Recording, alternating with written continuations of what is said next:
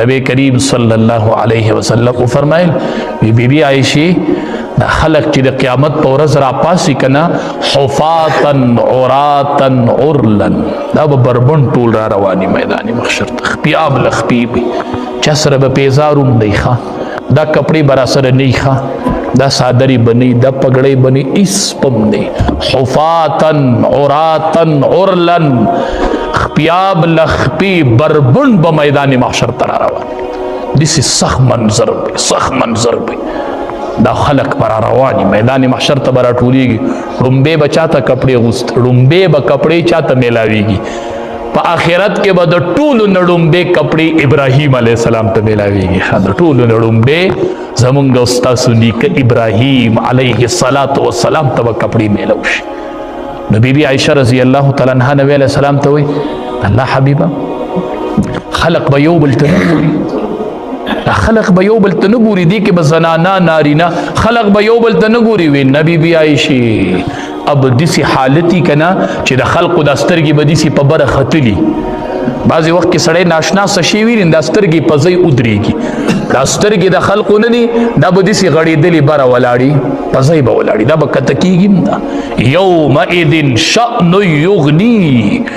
هغه ورځ به د خلقو یو حالت وي هر سړی به خدای زما بس کیږي ما ته تل لګي دلته نبی علیہ السلام ولاړي دلته آدم علیہ السلام ولاړي دلته کرامن کاتبین او دعل کتاب عمل نامې بروړي بدرته دي کیږي دلته کتابو لګي دلته آدم علیہ السلام دلته نبی علیہ السلام او تاب پیش کی چر مخه تشه او چې دی عمل نامه ویری دی بو چې لا یغادر صغیرة ولا کبیرة الله اکبر دی عمل نامه خو زمان نه رکوټه ګناه پرې خېدنل او خدای ما خو دا ګناه نه ده ما خو په لار کتلم او پس خزم نظر ولګي دا خو ګناه نه ده او دا خو لیکل شوی دی مې د پلان کې سړی کپلې لنډې دي د تو ګور او هغه په ګناه کې لیکل شوی الله اکبر لا یغادر صغیرة ولا کبیرة خدایا دی خو نه رکوټه ګناه پرېخې دی او نه غټ ګناه پرېخې خدایا ما بس خو عمل نامه کولو شو دس یو لوی صفه ورته کولو شي یو ګناه بخکاره کیږي یو ګناه الله اکبر دسی سخت ورځ پرته د مړه زامن المال والبنون په زامنو دسی ډېر مدوکه کېږي خزینت الحیات الدنیا الله ویلا د دنیا زینت ته په دې ړمک لکوي په دې ړمک لکوي ځان د اخرت ګټو کې د دواړو جهانو سردار فرمایي ویلا یلج النار رجل بکا من خشیت الله الله هغه سړی جهنم ته نه داخلي چې د الله د یری د وجه نه د هغه د سترګې نه اوښ کوبیږي صرف د الله د یری د الله لوی ورته یاد شي د الله مخې ته ودرېدل ورته یاد شي چې الله ته به حاضري کومه بکا من خشیت الله نو دې ویریږي د یری د الله د وجه نه په جړه شي دې سیده اوښ کوي را روان شي چې دا اوخ که د الله د یری د وجې نه راووتله دا سړی الله جهنم ته نه داخلي حتی یعود اللبن فی الزرع چې سړی پی د څاروي نه الوشي دا پی دوباره غولانس ته تلی شي څنګه چې وایي دا پی نبی علیه السلام وایي دوباره غولانس ته نشي تلی نو داسې چې کومې سترګې د الله د یری نه اوښ کتوی کړي دا جهنم ته نشي تلی چې د الله لویي ځان ته کله ناکله یادوه خوشي ځای کې کېنه سترګې پټوه وایي زه مړ شوم اعلان شو زما نوم واغستی شو پلان کې د پلان کې زوی وفات شو نن به په پلان کې ټیم جنازه وای زما جنازه وته خلق را له غسل راکې څوک می په یو طرف پړی څوک په بل طرف څوک ما ولا کپن راوړې دي څوک ما ولا راوړې څوک زه ولا پیټای جوړوم څوک سترګې غړې دلی دي څوک دا رنگ تور شوی دی دا خبرې را باندې خلکو شروع کړي زمړې زما کټو چت شو خلک وی تیزی موړی په قلاره وړي موتو قبل ان تماتو نبی علیہ السلام وی د مرګ نمخ کې مړ شي د مرګ نمخ کې مړ شي د مرګ نمخ کې ځان مړ تصور کړي چې زه مړ شم او ما باندې چې د پلان کې پیسې وي ما چې د پلان کې نظم کلاندې کړي و او ما سره خو حساب شروع شو او ما خو دغه پیسو فکر نو کړي په ما خو قرض دی په ما خو پر دې حق دی اوس پسې چل کوم او قبر ته کوس کلم حساب شروع شو د الله دربار کې می حاضری ولګېدله ملائک را لاله ناشنا مخلوق را باندې راغی نه مور شته او نه خور شته او نه پلار شته ځان ته اخرت یادو نبی علیہ السلام فرمائی کہ ما تصپت دا کدا تاسو تا معلوم شو لزحکتم قلیلا ولبکیتم کثیرا، خندا بڑیر کم کئی او جڑا بڑیر سیوا ستاسو چې خندا سیوا دا او جڑام کم دا کامیاب نه البا کامیابیږي چې د دې سترګې نه اوښ کډیره بهیږي، جڑا ډیره شي او خندا کم شي. او دویم نبی علیہ السلام فرمائی چې په کوم سړي باندې د الله په لار کې دوړه ولګېده که نه په دې وجود یې دوړه ولګېده فی سبیل الله، په لاره د الله کې وتلی و په دې وجود یې دوړه ولګېدله، په دې وجود یې دوړه ولګېدله. نو دا دوړه چې دا نشي جمع کېدی، غبار جهنم، دخان جهنم، دا لوړه دا په د باندې چې کومه دوړه لګېدلې ده دا د دوړې د جهنم سره نشي جمع کېدی. ښه چې د الله په لار کې په چا دوړه ولګي نو دا وجود الله جهنم ته نه غورځوي، په دې د الله په لار کې دوړه لګېدلې ده نو په دې به د جهنم لوګې نه لګي چې په کم وجود باندې د الله په دربار کې د الله په لار کې الله وختونه ولګو، د الله په لار کې سفر شروع کړي، د آخرت فکر شروع کړي، ځان له د آخرت ګټې شروع کو. عطا الله شاه بخاری رحمت الله علیه نه چا تپوسو کو وی حضرت ژوند دې څنګه تیریږي؟ وی نیم پریل کې او نیم په جیل کې، وی نیم می پریل کې وته د دین دپاره سفر کوم او چې د ریل نه کوزېږم جو نیولی یم، وی نیم پریل کې او نیم په جیل کې، وی نیم عمر پریل کې لاړو نیم عمر می په جیل کې لاړ، بس ژوند دې تیر شو. یو ورځ دې جیل که کنه په جیل کې تلاوت شروع کو، چې په جیل کې د قرآن تلاوت شروع کو، یو انګریز پسې راغی شاه د طرف ولا پملا لاس دی و عطا الله شاه اے عطا الله شاه بس که نور دا تلاوت مکوه په ما کې دی د جړه طاقت نور ختم کو، زه نور جړلی نشم. چې هغه تلاوت شروع کو دلته انګریز په جړه شو پریوت د جړه د وجنه جڑا پکې طاقت ختم کو. نو عطا الله شاه بخاری رحمت الله علیه پملا لاس کې خود وی حضرت بس کا پما کې د نور د جڑا طاقت ختم کو.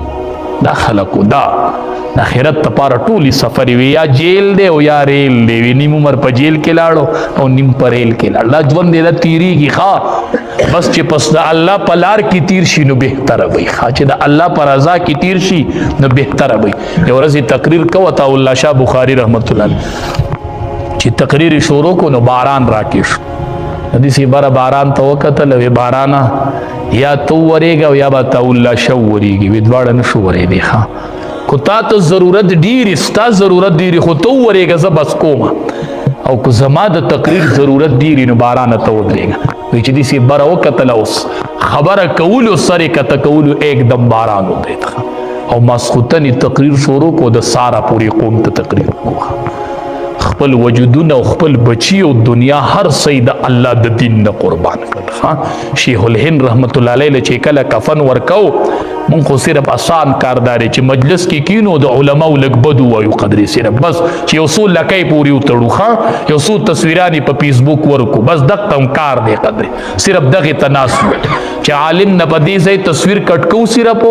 او عجیبه ظلم دا کوو چې دا پګړۍ پکې راولو نو په دې ځای د عالم تصویر کټ کوي او په خر پورې تړي، صرف دا کار دی، دا د نوجوانانو کار دا دی، کار د علماو توهین د دې کار دی کار. زوام ما سره کېنه ما سره لګي خبرې وکړه چې شیخ الهند چې په قبر کې دفن کو او چاوله غسل ورکو نو هغه کسانو ګوره که نه چې شیخ الهند لم غسل ورکو نو ټول وجود زخمی ټوټلی وجود زخمی، ټوټلی وجود. د امام احمد بن حنبل رحمت الله علیه جنازه د جیل نه اوچته کړې، د دې څه چل کړی دا چل دی سکړیو ته صرف کېنه بس یو څو پشموزي پوری تړه په فیسبوک بس تړه پوری ته دغه تړه او بس مونږ به صبر کو، بس مونږ د علما به صبر کو ته تړه یو ورځ برازي ان شاء الله که خیر ان شاء الله او به ویني که خیر. نو چې غسل ولا ورکو دا وجود ټول زخمی نو دی چې دا ولی زخمی دی وی دا تپوس په د حسین احمدی مدنی رحمت الله علیه نه وکړو، شیخ العرب والعجم داغه نه به تپوس کو دای شاګردو دیو سره په جیل کې وو نو چې د حسین احمدی مدنی رحمت الله علیه نه تپوس کو هغه ورته وی دا زما د استاد رازو په ژوندانه مې نو ښکارا کړي خو ما دې چې کله په جیل کې وو کنه ما بدل وب ګرمولې د شپې به حسین احمدی مدنی رحمت الله علیه وبدي سي په وجود پوری ونیولې دي سي چې د تهجد ټیم براتونه د اوبو هغه یخواله به مات کړي، حضرت ته به پیش کوي هو ته په دې تهجد وک. دا علما پیجندلی دي دا د علماء ماضی کتلی دا صرف اسی خبرې کوي. یو ورځ چې حسین احمد مدني رحمت الله علیه وده پاتې شو چې اوبه حضرت ته پیش کړي شیخ الهند ته، هغه اوبه یخې وي. وی حسین احمد دا اوبه یخې دي؟ وی دا اوبه هره ورځ یخي حضرت، دا تاسو چې په تړ مو اوبه اودس کوئ دا حضرت ما په خپل وجود پوری نیولی نیولی نیولی، نو زما د وجود گرمایش دا یخ مات کی زی تعالی درک. وی ما نه به کله نا کله جدا کو په جیل کې خان توري وبو اسیری مالټا تپوسو کوي تپوس چې دا په کوم جیل کې وی دې به ما نه کله نا کله جدا کو نه چې دې به واپس راغی دا رنگ به زیړ شوی رنگ به زیړ شوی. ما ته ورسته تپوس کو چې دا رنگ دی ولي زیړی حضرت چې تا ما نه جدا کې را دي ولي نو رنگ دی زیړ شوی. ما ته وی چې حسین احمد ما چې تا نه کله بوزي لکټې مو شي پتا د سوي غوخي بوی لګي د غوخي بوی در ترازی ما چې آو وی چې دا مال ریمانټونه راکې دا زما د غوخي بوی تا ترازی هم خدا راز به مخکاره کوي نه زما په ژوندانه به دا راز نه ښکاره کوي. نو چې حسین شیخ الهند وفات شو او قبر ته زخمی وجود لاړ نو حسین احمد مدني رحمت الله علیه وی دا دله په جیل کې ریمانټونه ورکول ځکه دا زخمی وجودي قبر ته وړي. ځان له خو اخرت آباد ک کنه دنیا خو اسی دنیا را المال والبنون زینت الحیات الدنیا. خدا یو خبره مسلمه یاد کوي مسلمه ځان سره ویلی کوي په پرچیو کې دی وای دا یو خبره د کړي وا یاد ساتي چې د علماء توهین مکوي کاغه په هر میدان کې دي خدا عالم توهین مکوي. دا په دنیا کې د برداشت نه دی او په آخرت کې خو ځان د آخرت تباہ برباد کول دي. آخرت کم از کم د فیسبوک او د موبایل په پاڼه د علماو نم د لاسونه راون غاړي دا درته کلکه خبره کوم ګوره سبا به جاړي په دې دنیا کې به جاړي چې دا مې څه کړیو. نو د علماو د توهین د جبې راون غاړي لاسونه راون غاړي خپل بچی راون غاړي. وای علما د قوم خیر خوا دي په دې منبر چې څوک کینی کنه دا د قوم بدخوا کې دي چې په دې منبر کې نه مو تاسو ته غلطه خو نه وکم زه به خدای له څه جواب ورکوم چې په دې مسله ودرېږي او قوم ته غلطه خو نه کوي دی به خدای ته ودرېږي کنه. دا مسله د چاوا دا منبر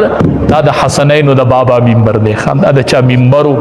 دا د هغه حسنینو د بابا منبر دی چې یو میاش پتی دشمن لري وروب په ورزید وی نبی علیہ السلام ورځ عمر فاروق رضی الله تعالی عنہ تقریر کو د نبی علیہ السلام نو سیر راغی وی کوش زما د بابا د منبر نو ته ولی زما د بابا په منبر تقریر ک اترا کوش وی دا خبره درته چا کړی نه خپل خبره د زما د بابا منبر نه دی خو قربان د صحابهونه نبی علیہ السلام منبر چې درې پاونه وخا نو نبی علیہ السلام په دې درېمه پاونه کې نصبر نو چې کله وفات شو نو ابوبکر صدیق رضی الله تعالی عنہ بیا په دویمه پاونه کې نه د مرګ پوری په درېمه پاونه نه دی ناس خاوی په دې امام الانبیاء ناس او چې هغه وفات شو نو عمر فاروق رضی الله تعالی عنہ په درېمه پاونه کې نه په دې دویمه ابوبکر صدیق ناس خو دسی ادب او احترام صحابه ویزه وخیجه تقریر پی کوا دا بیا کیناست تقریر شروع کو خلق تیوی وی دا راکوز زکا شما چی دا چا دا بابا منبر وغیرہ تیوی چی مکا وپی تقریر جو راکوش وزرا تا بیاوی چی زکا وپی جو بیا دا حسنینو دا بابا منبر دی بیا با پی تقریر کوما دا حسنینو دا بابا منبرو دا امانت تی سنگ چستا سنت تپوس کی گی دیسی بدمونگ دا علماء دا دی منبرم تپوس کی گی خواه دا دی مسلی برانم کی گی. الله دې مونږ له اول د عمل کولو توفیق راکړي. قیامت کې به یو کس دا کلمې به بار پرتی او دی به په دې ګرځي په کلمو به دې ګرځي غیر چا پیر خلق بوله راشي بچ هغه نه وي هغه مونږ ته چې به دې خېخي خبرې کوي ته خو هغه نه وي مونږ ته چې به دې دا کوي او دا مکوي دې ورته غیم کنه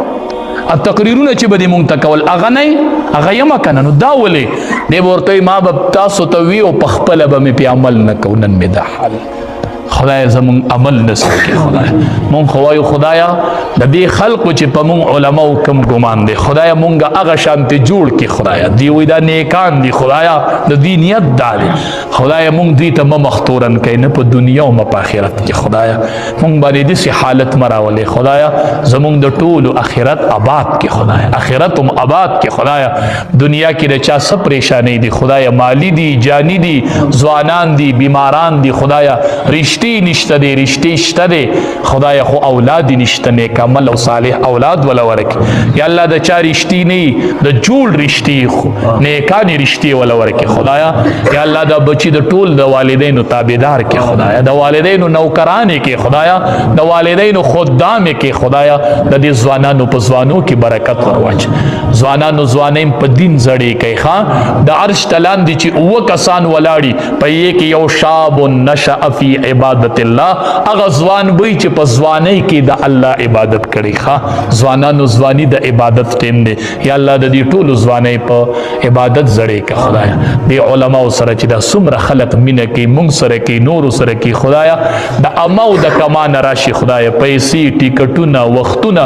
دا ټول ولګي خدایا او مونږ له راشي خدایا مونږ سره هیڅ نشته دی خدایا ته له د دواړو جانو خوشحاله ورکړي یا الله دا مینه د آخرت د نجات ذریعہ وګرځي خدایا چې دا سترګې پټ شي نو د علماو دا فری مینه ورته یاد کړي خدایا دا پری چې به صحابه په پیغمبر مینو خدایا دې دې سی پری په علماو بیندي خدایا د علماو په صف کې ادرو په میدان محشر کې خدایا بچی حافظان او عالمان کې خدایا زمون آخرت آباد کی اللهم صل علی سیدنا